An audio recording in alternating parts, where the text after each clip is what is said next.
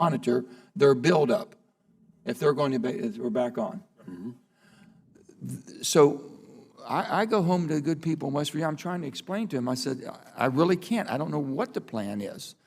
We got people that want out immediately. Everyone has that. Anybody that runs for higher offices, let's get out of there. We've been there long enough. And then the people that really know, the military, says we can't abandon. Look what happened in Iraq. Look what's happening in Syria. I don't know why in the heck we left the Kurds. Can't figure that one out at all. So this whole thing that we have, and they said, well, look at South Korea, the presence we have there, but look at North Korea, what's going on now. Everything seems to be in the jumble as far as our, and we have fewer of our allies with us, supporting us than ever before. So if somebody can put any rationale that I can go home to West Virginia and says, we got to keep spending and keep keeping the faith. Well, I agree with you. I mean, the global security challenges the United States is facing today are on a scale that we haven't seen in 40 years. With the big power competition we just talked about, Iranians attempt to seek dominance and control of the Middle East and the flow of oil, and certainly the spread of radical Islam, despite some of our best efforts to deal with this ideology.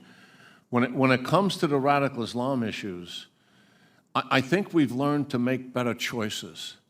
And I don't want to relitigate, the war in Iraq and what our early policies were in Afghanistan. If I can interrupt you 1 second, because I forgot to make this.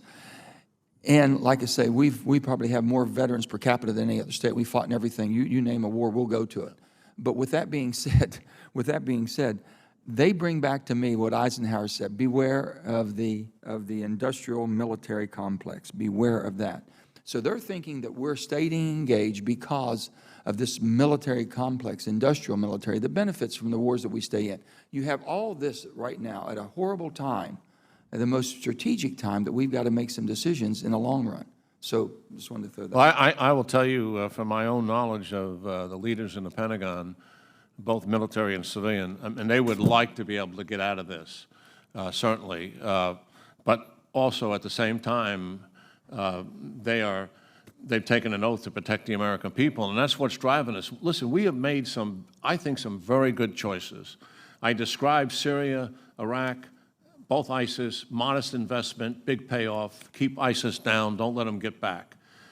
Afghanistan, we're doing the same thing with Al-Qaeda, ISIS, and the Taliban who want to be their host. That is a modest investment, big payoff, protect the American people. 3 other places that we've decided to make an investment, very modest.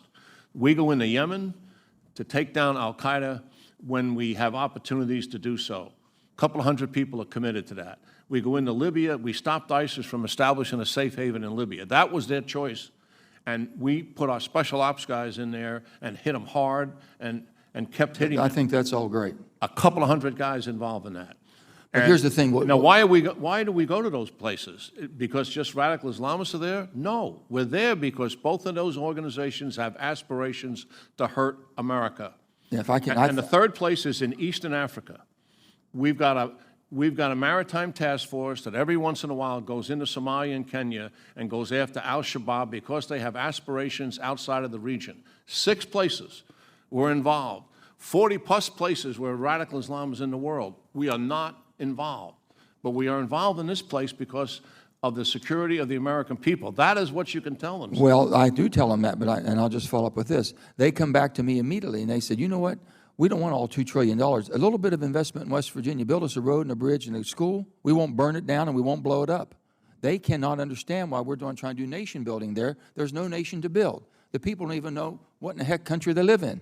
They know they live in a province, but not a country. It just seems like we're trying to establish something and money won't do it. Well, we have stopped that, Senator, for the last 4 to 5 years. We are not involved in nation building. We went down that rabbit hole, and we paid a horrible price for it, and we squandered an awful lot of American taxpayers' dollars. I totally agree with you.